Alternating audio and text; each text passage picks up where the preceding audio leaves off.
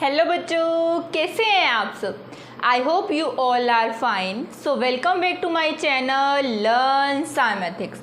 मैं कनिका, आपकी science teacher, एक और वीडियो के साथ आपके सामने हाजिर हो चुकी हूँ। आई होप जो मैंने आपको लास्ट वीडियो में पढ़ाया वो आपको अच्छे से क्लियर हुआ होगा। सो लास्ट वीडियो में हमने क्या पढ़ा था।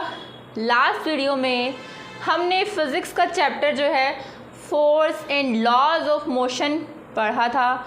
चैप्टर का एक टॉपिक पढ़ा था जिसका नाम था Newton second law of motion.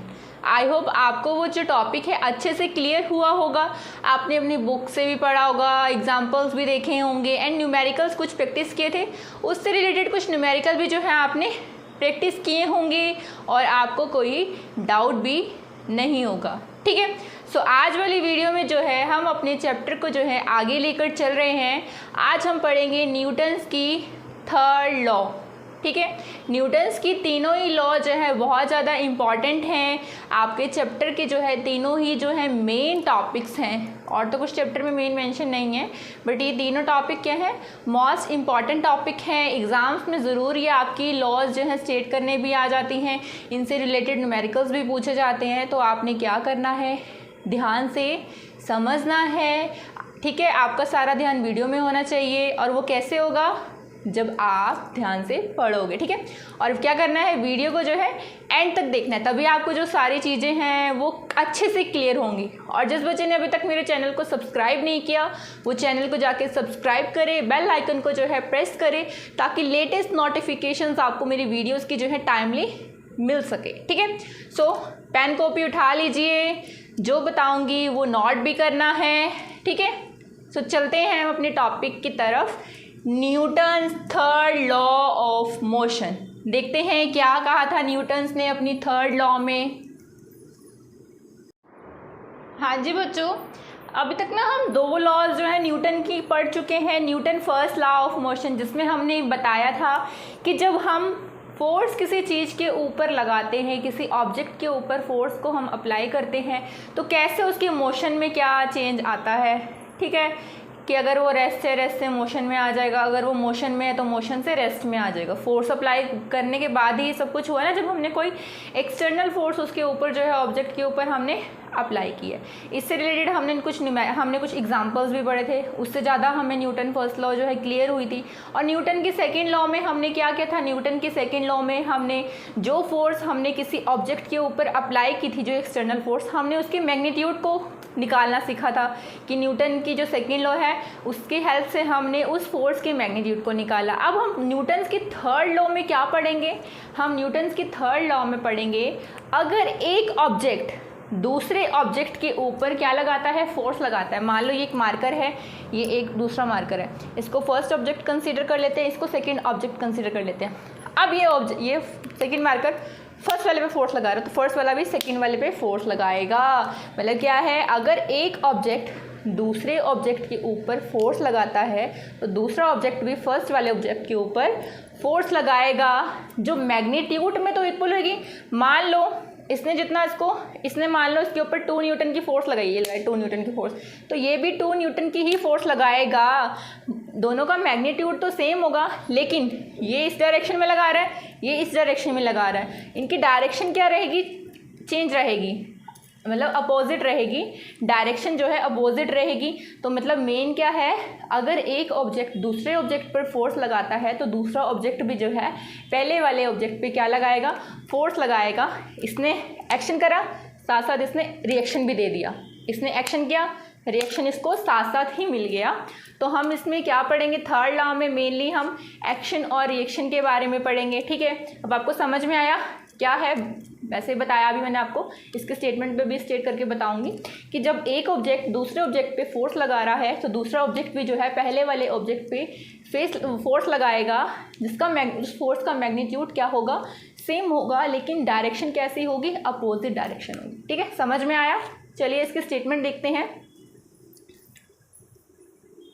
Statement देख लीजिए और नोट भी कर लीजिए। क्या है statement, it states that When an object exerts a force on another object, जब एक ऑब्जेक्ट दूसरे के ऊपर फोर्स लगाता है, then the second object exert equal and opposite force on the first object. तो वो इक्वल ही और इक्वल फोर्स लगाएगा, लेकिन उसकी डायरेक्शन कैसी होगी, अपोजिट होगी। जैसे मैंने अभी आपको बताया था कि अगर एक ऑब्जेक्ट दूसरे ऑब्जेक्ट के ऊपर फोर्स लगाता है, एक हाथ मान लो ये एक ऑब्जेक्ट है, दूसरे हैंड पे फोर्स लगा रहा है तो दूसरा हैंड भी इसके ऊपर फोर्स लगाएगा। दोनों का मैग्नीट्यूड तो सेम है, अगर 1 डाइन की फोर्स इसने लगाई है तो 1 डाइन की ये भी लगाएगा, लेकिन डायरेक्शन कैसी रहेगी, अपोजिट रहेगी।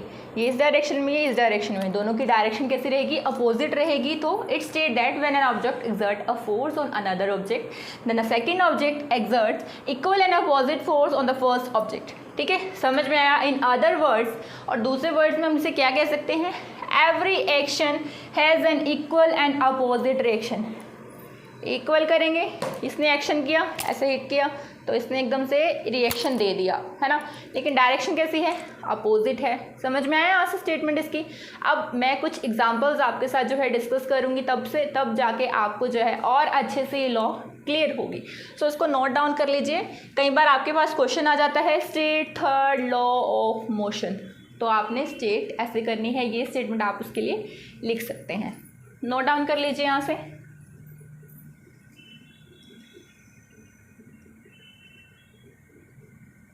जी बच्चों, पहले ना मैं आपकी कुछ डेली लाइफ में आपके जो एग्जांपल्स कुछ आपसे डिस्कस करती हूँ। ठीक है, मान लो अब आपने क्या किया है, ये आपका मुक्का है और आपने लेके ऐसे दीवार पे मारा मुक्का। आप क्या करते हो, दीवार पे पंच करते हो। आपने दीवार को पंच किया है, आपने क्या किया, एक्शन किया है। अब डायरेक्ट ही आपको क्या होगा, पेन फील होगा। दीवार पे मुक्का मारा भाई, चोट भी तो लगेगी, दर्द किसको होगा, आपको होगा, दीवार को तो दर्द नहीं होगा। आपने दीवार पे क्या किया, हिट किया है, पंच मारा, यानी कि आपने एक्शन किया है और बदले में दीवार से ही आपको क्या हुआ, हिट, मतलब कि आपको पेन महसूस हो रहा है। दीवार को दर्द नहीं हो रहा, तो उसने एकदम से क्या कर दिया है, रिएक्शन भी दे दिया है। आपने एक्शन किया, आपको रिएक्शन भी मिला, बदले में आपको पेन मिली है। दीवार को तो पेन नहीं हुई ना। तो ये भी किसका एग्जाम्पल है, आपके पास न्यूटन्स की थर्ड लॉ ही उसमें हो रही है कि आपने एक्शन किया है, डायरेक्टली ही आपको क्या मिला, एकदम से ही आपको रिएक्शन मिला है। अब फॉर एग्जांपल आप क्या करते हो, बॉल के साथ खेल रहे हो, आप एक बॉल ले रहे हो, आपने क्या किया है, बॉल को दीवार पे फेंक रहे हो। कई बच्चे करते हैं, खेलते होंगे आप भी, बॉल फेंकी आपने दीवार पे, बॉल क्या हो रही है, दीवार से टकरा रही है और वापस आपके पास आ रही है। आपने एक्शन किया, बॉल गई दीवार के पास, फिर वापस आ गई, है ना। तो दीवार से टकराई, दीवार ने फोर्स लगाई, वो आपकी तरफ वापस आई। तो मतलब क्या हुआ, ये एक्शन किया, आपको साथ ही साथ क्या मिल रहा है, रिएक्शन भी मिल रहा है ना। तो ये तो कुछ आपके जो डेली लाइफ में आपने एक्सपीरियंस करते हो एग्जाम्पल है उस चीज़ के रिलेटेड। और अभी जो आपकी एनसीईआरटी की बुक में दिए हैं उनको भी जो है हम डिस्कस करते हैं। ठीक है, उसके बाद कुछ एग्जाम्पल जो हैं आप अपने तरफ से पढ़ोगे और एग्जाम्पल आपने कमेंट सेक्शन में भी जो है मेंशन करने हैं मुझे। ठीक है, सो देखते हैं आपकी एनसीईआरटी वाली बुक वाले में क्या एग्जाम्पल्स दिए हैं, उनको भी स्टडी करते हैं। बच्चों ये आपके एनसीईआरटी के बुक के एग्जाम्पल हैं। फर्स्ट एग्जाम्पल क्या है, as a sailor jumps in a forward direction the boat moves backward. अब आपको इस पिक्चर में नज़र भी आ रहा होगा कि देखो ये बंदा है, ये क्या कर रहा है, बोट से आगे जा रहा है। ठीक है, जैसे ही बोट से आगे जा रहा है, इसने अपने पैर से क्या किया है, फोर्स लगाई है बोट की तरफ कि वो पीछे की तरफ जा रही है, और बोट ने क्या किया है, इसके ऊपर पैरों पर फीट पे फोर्स लगाई है कि आगे की तरफ मूव कर रहा है। ठीक है, इसने क्या किया है, बोट से इसने पैर बाहर रखा है और अपने पैरों से बोट को पीछे की तरफ धक्का लगाया, पीछे की तरफ फोर्स लगाई है, बैकवर्ड फोर्स लगाई है, और जो उसने बोट ने इसको इसके फीट की तरफ फॉरवर्ड फोर्स लगाई है ना। नजर आ रहा है आपको। तो क्या कहता है, as a sailor jumps in a forward direction the boat moves backward. तो क्यों होती है बोट पीछे की तरफ क्यों मूव करती है, क्योंकि उसने फोर्स लगाई है, उसने अपने पाँव से बोट को फोर्स लगाई है, पीछे की तरफ फोर्स लगाई है, और इससे क्या हुआ है, बोट पीछे की तरफ मूव कर रही है और वो पर्सन आगे की तरफ मूव कर रहा है। इसके एग्जांपल ये भी है, जैसे आप रोड के ऊपर चलते हो, आपके रोड के ऊपर चलना क्या है, जब आप पैरों से चलते हो एक स्टेप पीछे जाते हो ना, पैर ऐसे पीछे फोर्स लगाते हो रोड को, है ना। क्या करते हो, रोड को फोर्स लग रही है, वो कौन सी फोर्स लग रही है, फ्रिक्शन फोर्स लग रही है। इसी की वजह से, जो इस फोर्स की वजह से आप क्या कर रहे हो, चल पा रहे हो, आपने अपने फीट से रोड को फोर्स लगाई है, ठीक है, उतने ही रोड ने आपके पैर को फोर्स लगाई है कि वो आगे की तरफ क्या कर रहा है, मूव कर रहा है। आपने रोड को बैकवर्ड डायरेक्शन में फोर्स लगाई और रोड ने आपको फॉरवर्ड डायरेक्शन में फोर्स लगाई है। कौन सी फोर्स लग रही है, फ्रिक्शन फोर्स लग रही है। इसी की वजह से जो है आप चल पा रहे हो। सेम ही इस वाले में है, सेलर वाले एग्जांपल में है, बोट को सेलर ने अपने पैर से पीछे की तरफ धक्का लगाया है, पीछे वाली डायरेक्शन में, ठीक है, और बोट से उसके पैर जो है क्या फोर्स लगा रही है, फॉरवर्ड। उसने एक्शन किया, बोट को अपने पैर से पीछे की तरफ किया और बोट ने उसको फोर्स लगाई फॉरवर्ड डायरेक्शन में। एक्शन एंड रिएक्शन, एक्शन किया साथ साथ उसको क्या मिला, रिएक्शन मिला, है ना। सेम वही बात जैसे मैंने आपकी की है, road exert equal and opposite force on your feet to make your forward. तो समझ में आई। जैसे आपको एक पिक्चर में दिख रहा है, ये बच्चा जो है रोड पे मूव कर रहा है, अब इसके पैर से क्या लग रही है, रोड के ऊपर फोर्स लग रही है। इसने आगे की तरफ गया, पैर आप जैसे चलते हो तो आपने क्या कि पीछे की तरफ रोड को क्या लगाई है, फोर्स लगाई है, फ्रिक्शन फोर्स लगाई है। बदले में रोड ने भी आपको क्या लगाया, फोर्स लगाया, ताकि आप आगे की तरफ जाओ। आपने रोड को फोर्स लगाई कि वो पीछे की तरफ जाए और रोड ने आपको फोर्स लगाई कि आप आगे की तरफ मूव करो, यानी कि एक्शन एंड रिएक्शन। इसमें भी एक्शन एंड रिएक्शन जो दोनों काउंट हो रहा है ना। समझ में आए दोनों एग्जाम्पल, दोनों ही इंपॉर्टेंट है, दोनों से रिलेटेड जो है क्वेश्चन पूछे जाते हैं। थर्ड है, when a gun is fixed it exert a force on bullet, the bullet exert an equal and opposite force on the gun. अब पिक्चर में देखो आप इस वाली में, ये गन क्या है, गन के अंदर बुलेट है। गन चलाते हैं जैसे, या आपने क्या किया, उसको प्रेस किया गन को ऐसे पीछे की डायरेक्शन में, और ऐसे ही जो बुलेट है वो कहाँ जाएगी, आगे की डायरेक्शन में जाएगी, है ना। तो मतलब क्या, आपने एक्शन किया, आपको रिएक्शन मिला। एक्शन एंड रिएक्शन में पीछे की तरफ फोर्स लगाई और बुलेट कहाँ जा रही है, आगे की तरफ जा रही है ना। समझ में आया, एक्शन किया, रिएक्शन मिला। तो when gun is fixed it exert a force on bullet, the bullet exert an equal and opposite force on the gun, ठीक है। जब उसे फिक्स करते हैं तो वो फोर्स करती है, बुलेट के ऊपर फोर्स लगाती है। जब उसे हमने फिक्स किया तो फोर्स लगाई है, तो बुलेट की जो फोर्स है वो इक्वल एंड अपोजिट है जो गन ने भी लगाई है। समझ में आया। यहाँ से 3 एग्जाम्पल्स और एग्जाम्पल को डिस्कस करते हैं। इसको नोट कर लीजिए, कई बार आपसे पूछा जाता है state third law of motion and give some example of third law of motion. तो आप ये एग्जाम्पल जो है लिख सकते हैं, नोट डाउन कर लीजिए इसे यहाँ से। हाँ जी, और एग्जाम्पल देख लीजिए। तो मैंने आपको बता दिया ना, when you throw a ball against a wall the ball exert a force on the wall. जब आप वॉल पे बॉल फेंकते हो तो आप मतलब बॉल से क्या लगा रहे हो, फोर्स लगा रहे हो वॉल के ऊपर, दीवार के ऊपर। Likewise the wall puts force on the ball, तो दीवार भी क्या करेगी, बॉल के ऊपर फोर्स लगाएगी। As a result of which ball becomes of the ball, तो बॉल वॉल से होती हुई वापस आएगी, है ना। ये तो आपने देखा भी होगा, नोटिस भी किया होगा, सभी करते हैं, मैंने भी किया था। तो बॉल का फेंका, बॉल वापस आई, बॉल को फेंका, एक्शन किया, बॉल रिएक्शन देते हुए फटाफट से वापस आई, है ना। तो ये एग्जाम्पल भी नोट कर लीजिए यहाँ से। अब एक एग्जाम्पल है, a book lying on a table. एक बुक है जो किसके ऊपर पड़ी है, टेबल के ऊपर पड़ी है। ये आपका टेबल है, इसके ऊपर क्या पड़ी है, ये आपकी कोई बुक पड़ी है, ठीक है। टेबल के ऊपर क्या पड़ी है, आपकी बुक पड़ी है, ये बुक है। The weight of book is acting in the downward direction, इसका वेट इस डाउनवर्ड डायरेक्शन में जा रहा है, ठीक है। ये भी आपके पास क्या है, एक्शन लगा रही है, बुक पड़ी टेबल के ऊपर, ये एक्शन लग रहा है। अब ये टेबल भी तो खड़ा है, ये टेबल कैसे खड़ा है, इसके ऊपर भी कुछ ना कुछ हो रहा होगा ना। ये बुक यहाँ डाउनवर्ड डायरेक्शन में लग रहा है, mg मतलब वेट, ये वाली फोर्स लग रही है। तो यहाँ से ये भी फोर्स लगा रहा है इस टेबल के ऊपर, ये अर्थ से ये फोर्स लग रही है। मान लो ग्रेविटेशन फोर्स की वजह, हम ग्रेविटेशन फोर्स का नाम ले लेते हैं कि वो डाउनवर्ड डायरेक्शन में लग रही है, तो ये अर्थ भी तो इस टेबल के ऊपर फोर्स लगा रहा होगा, ये ठीक है ना। तभी ये ऊपर की तरफ स्टैंड है टेबल, तभी चीज़ें रखी जा रही हैं आपके अर्थ के ऊपर। कुछ ना कुछ तो ग्रेविटेशन फोर्स जो है लगी रही है। अब नीचे की तरफ बोलते हैं ना डाउनवर्ड फोर्स, तो नीचे से भी कोई फोर्स लग रही होगी ना, तभी तो ये बुक क्या है, स्टैंड है। बुक ने एक्शन किया, इसको फटाफट से क्या मिल गया, रिएक्शन मिल गया। तो मतलब ये अगर इसके ऊपर फोर्स लगा रही है तो यहाँ से भी इस टेबल के ऊपर जो है, ये टेबल भी इस बुक के ऊपर फोर्स लगा रहा है। ये टेबल पे फोर्स लगा रही है, टेबल इसके ऊपर फोर्स लगा रहा है। नीचे से टेबल इस टेबल अगर इस पे कुछ प्लेस पे सरफेस एरियाज पे खड़ा है, ये इसके ऊपर फोर्स लगा रहा है, सरफेस एरिया इसके ऊपर फोर्स लगा रहा है। अब इसका कंसेप्ट में आपको कुछ मेन पॉइंट है जो आपको याद रखने हैं इस थर्ड लॉ के लिए, वो अभी आपसे एक्सप्लेन करूँगी, तभी आपको चीज़ें जो हैं ज़्यादा अच्छे से क्लियर होंगी। और वो आपको चीज़ें जो है माइंड में रखनी है, तभी आपको कंफर्म होगा कि ये थर्ड लॉ ऑफ मोशन है, ठीक है, क्या इसमें चल रहा है, ठीक है। सो यहाँ से एग्जांपल नोट कर लीजिए, दोनों एग्जांपल, ठीक है।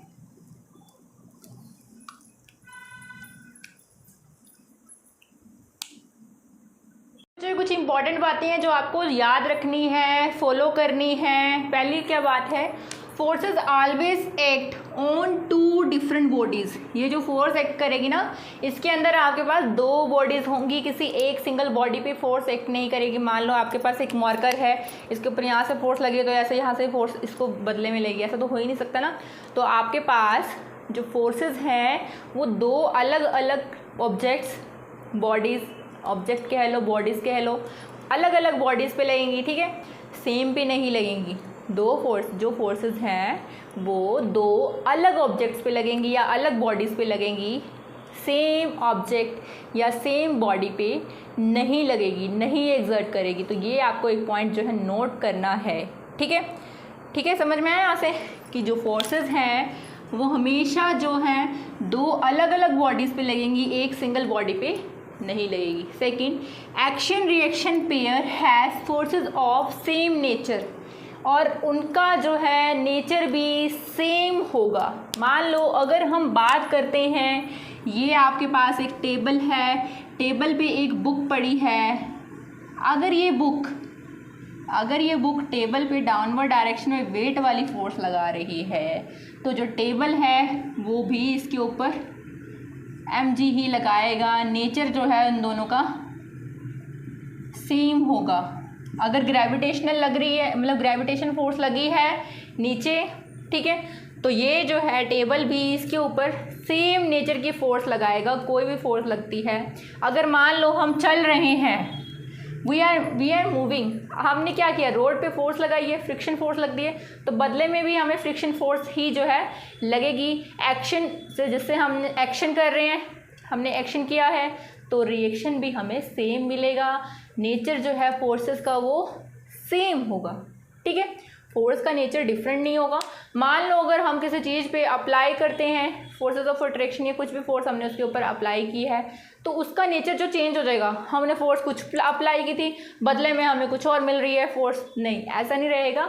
एक्शन और रिएक्शन की फोर्सेस आपस में हमेशा क्या रहेंगी, सेम रहेंगी, उनका नेचर जो है चेंज नहीं होगा। जो टाइप की हमने अप्लाई की है वही टाइप की रहेगी, उसका टाइप चेंज नहीं हो जाएगा। ये बात आपको अपने माइंड में ध्यान रखनी है। अच्छा, एक क्वेश्चन और आ जाता है मेरे माइंड में इसे, मान लो अगर आपने किसी चीज़ के ऊपर क्या किया है, फोर्स अप्लाई की है, आपने एक्शन कर दिया है, क्या आपको रिएक्शन साथ साथ मिलेगा या थोड़ा टाइम लगेगा रिएक्शन करने में?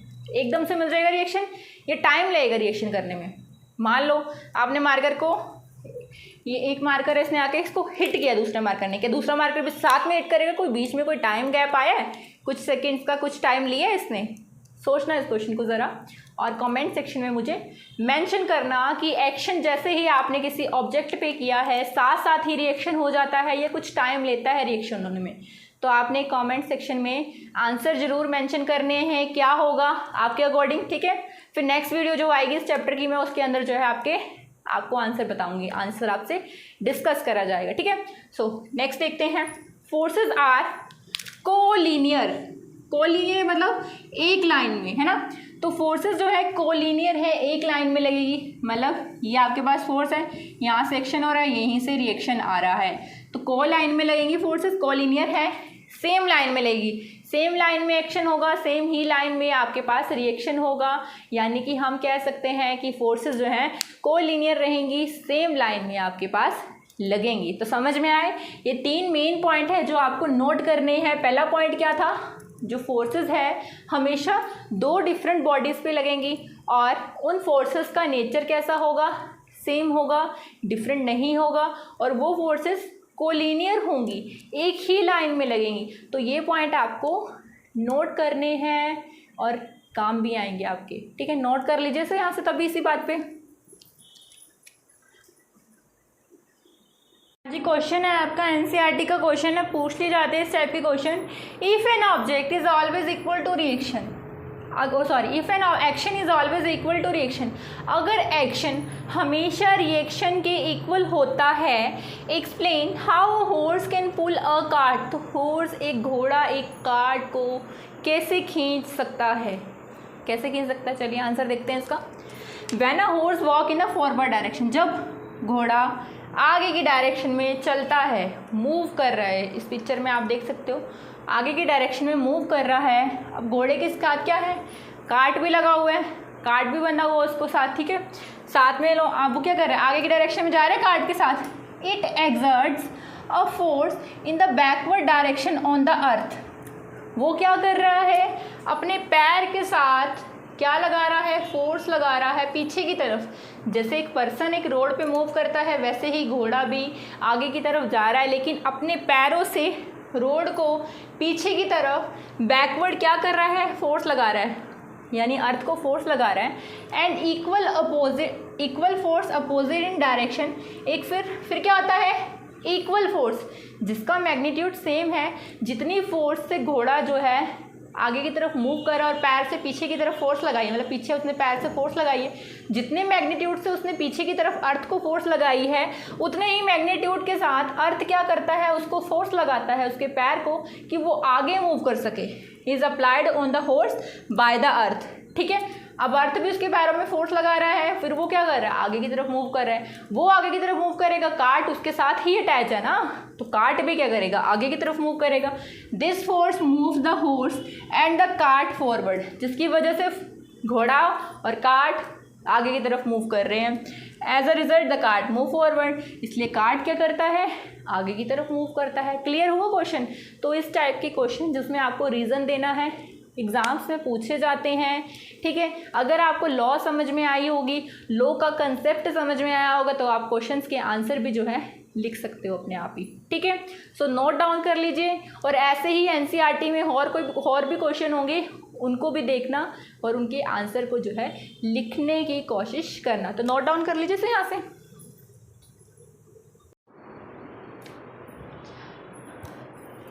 हाँ जी बच्चों, कैसी लगी आज की वीडियो मुझे कमेंट सेक्शन में मेंशन करके ज़रूर बताना, और जो क्वेश्चन मैंने आपसे पूछा है उसका आंसर भी मुझे कमेंट्स में ज़रूर देना, ताकि मुझे पता चले कि हाँ बच्चे मुझे सुन रहे हैं और समझ रहे हैं, ठीक है।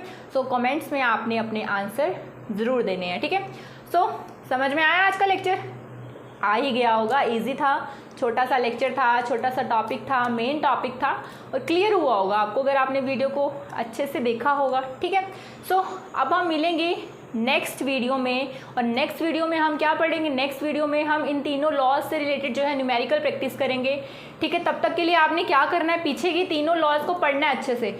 लॉज क्लियर होगी तभी आप उससे रिलेटेड न्यूमेरिकल्स को कर पाओगे ना, कैलकुलेट तभी हो पाएंगे जब आपको लॉज क्लियर होगी, ठीक है। लास्ट वीडियो में जो है मैथमेटिकल हमने फॉर्मुलेशन भी की थी सेकंड लॉ की, उससे रिलेटेड ज़्यादा न्यूमेरिकल्स पूछे जाते, तो उसको क्या करना, पढ़ लेना अच्छे से, तभी क्लियर होंगे, तभी आपके पास जो है न्यूमेरिकल्स हम निकाल पाएंगे, ठीक है। सो अगर आपको वीडियो अच्छी लगी उसे लाइक करना, शेयर करना, कमेंट्स करना, ठीक है। और जिस बच्चे ने अभी तक मेरी पिछली वीडियो नहीं देखी है, दो वीडियोज़ आई हैं इस चैप्टर की अभी तक, उन दोनों वीडियोस को जो है लिंक आपके पास डिस्क्रिप्शन बॉक्स में प्रेजेंट है, उस लिंक पे क्लिक करिए और पिछली वीडियोस को देखिए, ठीक है।